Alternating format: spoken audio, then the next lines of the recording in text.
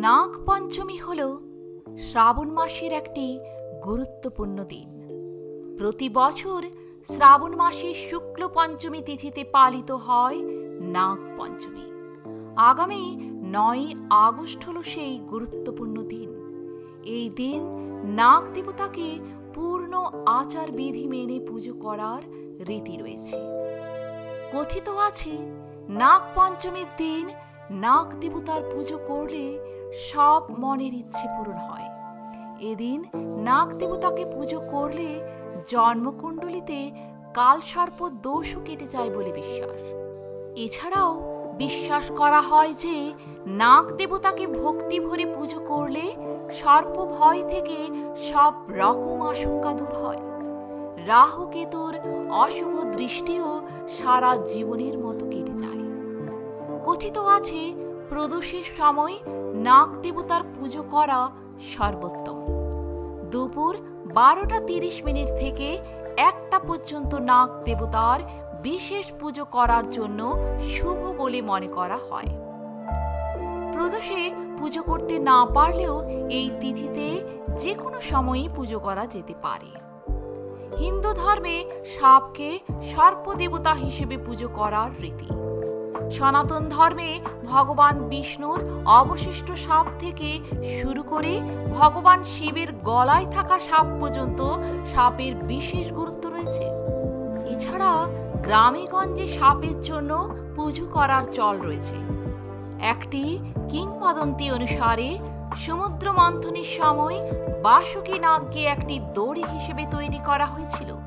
সাপের অনবদ্য ভূমিকাকে স্মরণ রেখেই নাগ পঞ্চমী উৎসব পালিত হয়ে থাকে। শ্রাবণ শুক্লপক্ষ পঞ্চমীতে শ্রীকৃষ্ণ বৃন্দাবনের মারাত্মক বিষাক্ত কালিয়া নাগের বিষ থেকে মানুষের জীবন রক্ষা করেছিলেন।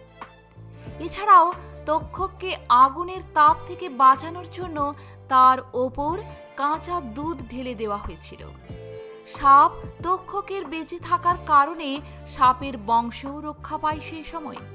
তখন থেকেই নাগ পঞ্চমীতে সাপের দেবতাকে দুধ দেওয়ার প্রথা শুরু হয় বলে বিশ্বাস করা হয়।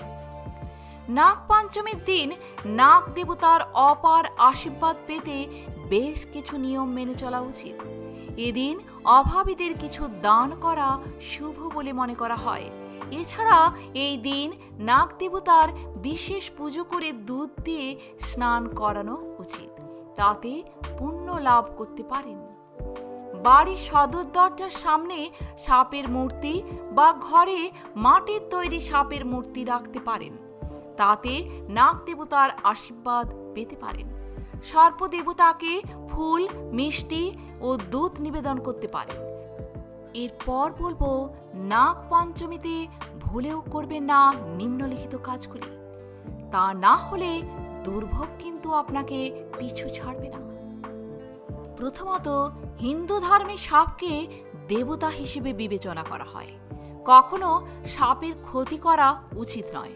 তবে বিশেষ করে নাগ পঞ্চমীর দিনে সাপকে আঘাত করবেন না, এতে করে আগামী 7 প্রজন্ম ক্ষতিগ্রস্ত হবে।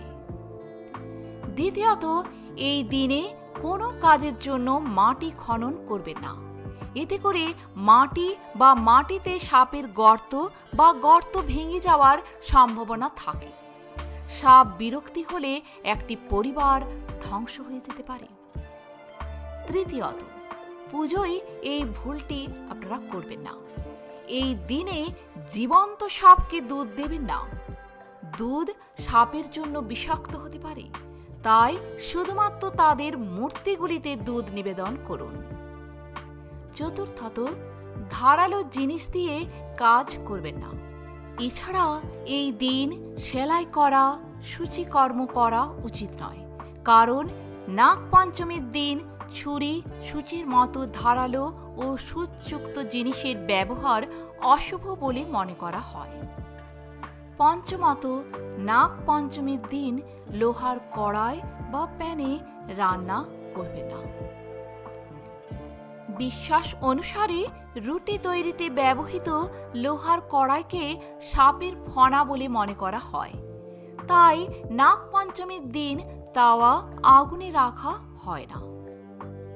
বিশ্বাস অনুসারে সাপের কামড়ে কেউ মারা গেলে এই ধরনের আত্মা মোক্ষ পায় না। সেক্ষেত্রে নাগ পঞ্চমীতে নাগ দেবের আরাধনা করলে নাগ দোষের ভয় থাকে না। যাদের অকাল মৃত্যু হয়েছে তারা মোক্ষ লাভ করবে। ব্রহ্মপুরাণ অনুসারে ভগবান ব্রহ্মা নাগ পঞ্চমীর দিন নাগ পুজো করার জন্য সাপকে বর দিয়েছিলেন। নাগ পঞ্চমীতে ভিনেতকি, কর্কট, অনন্ত, তক্ষক এবং কালিয়া, বাসুকী নাগের বিশেষ পুজো করা হয়। তাদের আরাধনা করলে রাহু কেতুর জন্মগত দোষ ও সর্পদোষ থেকে মুক্তি পাওয়া যায়। আজ এ পর্যন্তই। আশা করি আমার ভিডিওটি থেকে অল্প হলেও উপকৃত হবেন। যদি ভালো লাগে তাহলে একটা লাইক অবশ্যই করবেন। আর আপনি যদি নতুন এসে থাকেন আমার চ্যানেলটিকে সাবস্ক্রাইব করে পাশে থাকবেন। ধন্যবাদ।